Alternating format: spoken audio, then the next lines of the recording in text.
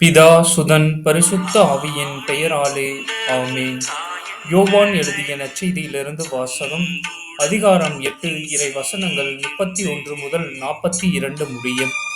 அக்காலத்தில் இயேசு தம்மை நம்பிய யூதர்களை நோக்கி, என் வார்த்தைகளை நீங்கள் தொடர்ந்து கடைபிடித்து வந்தால் உண்மையில் என் சீடர்களாய் இருப்பீர்கள், உண்மையை அறிந்தவர்களாயும் இருப்பீர்கள். உண்மை உங்களுக்கு விடுதலை அளிக்கும் என்றார். யூதர்கள் அவரை பார்த்து, உங்களுக்கு விடுதலை கிடைக்கும் என நீர் எப்படி சொல்லலாம்? நாங்கள் யாருக்கும் ஒருபோதும் அடிமையாய் இருந்ததில்லை. நாங்கள் ஆபிரகாமின் வழிமரபினர் ஆயிற்றே என்றார்கள். அதற்கு இயேசு, பாவம் செய்யும் எவரும் பாவத்திற்கு அடிமை என உறுதியாக உங்களுக்கு சொல்கின்றேன். வீட்டில் அடிமைக்கு நிலையான இடம் இல்லை, மகனுக்கு அங்கு என்றென்றும் இடம் உண்டு. மகன் உங்களுக்கு விடுதலை அளித்தால் நீங்கள் உண்மையிலேயே விடுதலை பெற்றவர்களாய் இருப்பீர்கள். நீங்கள் ஆபிரகாமின் வழிமரபினர் என்பது எனக்கு தெரியும்.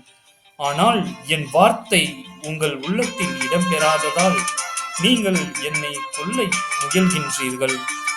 நான் என் தந்தையிடம் கண்டதை சொல்கின்றேன், நீங்கள் உங்கள் தந்தையிடமிருந்து கேட்டதை சொல்கின்றீர்கள் என்றார். அவர் அவர்களை பார்த்து, ஆபிரகாமே எங்கள் தந்தை என்றார்கள். இயேசு அவரிடம், நீங்கள் ஆபிரகாமின் மக்கள் என்றால் அவரைப் போல செயல்படுவீர்கள். ஆனால் கடவுளிடமிருந்து கேட்டறிந்த உண்மையை உங்களுக்கு எடுத்துரைத்த என்னை நீங்கள் கொல்ல முயல்கின்றீர்கள்.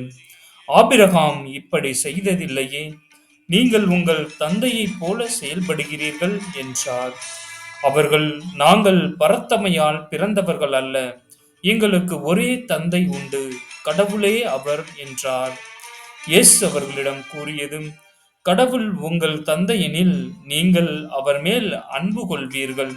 நான் கடவுளிடமிருந்தே இங்கு வந்துள்ளேன், நானாக வரவில்லை, அவரே என்னை அனுப்பினார். இது ஆண்டவரின் அருள்வாக்கு. இறைவா, உமக்கு நன்றி.